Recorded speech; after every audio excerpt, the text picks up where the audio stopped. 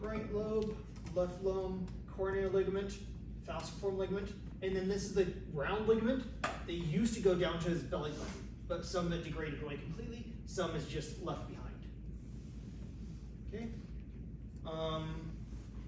And then this is your this is your greater omentum, that fat pad that gives people beer bellies.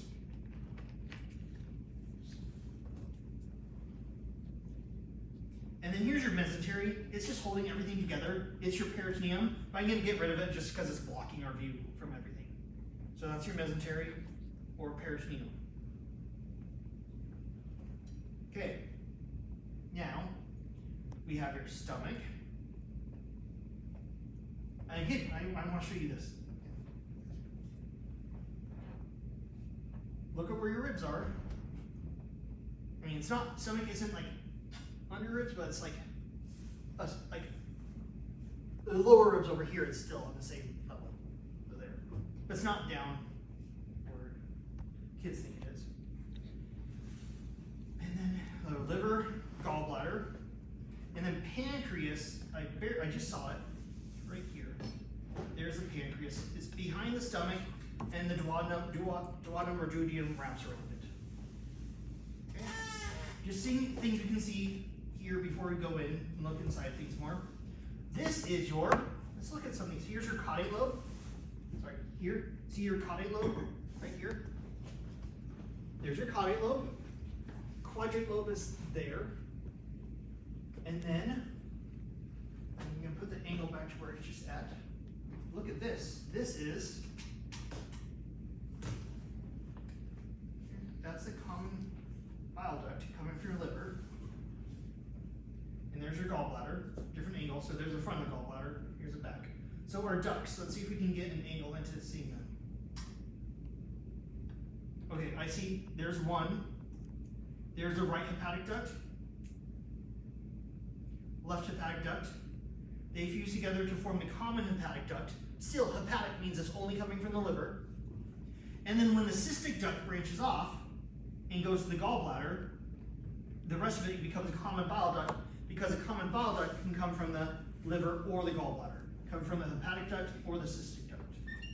And then the common hepatic duct, look here, it's fusing with your pancreatic duct. And then let's make this transparent. Right here. There is your hepatopancreatic ampulla, and then it exits through this little hole here, and we'll see it in the intestines later on when we go down, but right there is your major duodenal papilla. That might be the right one, right there, or the accessory, that's minor. Let's look. Yeah, there's the accessory pancreatic duct and the minor duodenal papilla. You can see the little indentation. Right here, there's a little indentation there. That's the papilla. You see the brightness and the shadow? Brightness and shadow? Showing you the indentation. That's that. Okay. We won't go over all these tiny details on the rest of them. I just want to see everything we can possibly see. Here's your jejunum, ileum.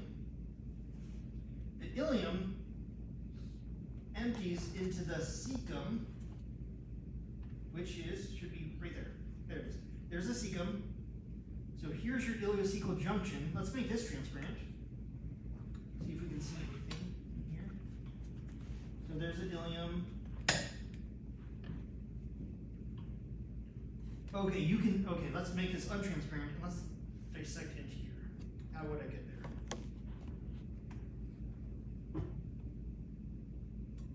Okay, right there.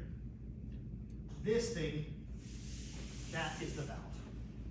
That's the ileocecal valve that closes and goes in. Okay. Then let's reset. Okay. So off the cecum is your appendix. And then for cecum, you have a semicolon, transverse colon, descending colon, sigmoid colon, then rectum, and then anal canal. Okay, now let's start looking inside of these things. I don't think there's anything to see inside the liver because it's just solid liver globules. So yeah, nothing to see inside the liver. Nothing worthwhile in there. So let's get rid of the liver. And then the stomach. You can see things like the lesser omentum, suspending the stomach from the liver. Greater omentum we already deleted because that was the fat pad. Let's look inside the stomach. Let's go front to back. Okay. So looking inside the stomach, you can see the rugae, those folds. There's the pyloric sphincter, which is actually quite open because we're looking inside of this. There's this duodenum that's highlighted. So there's duodenum. The sphincter's open. Well, because he's dead.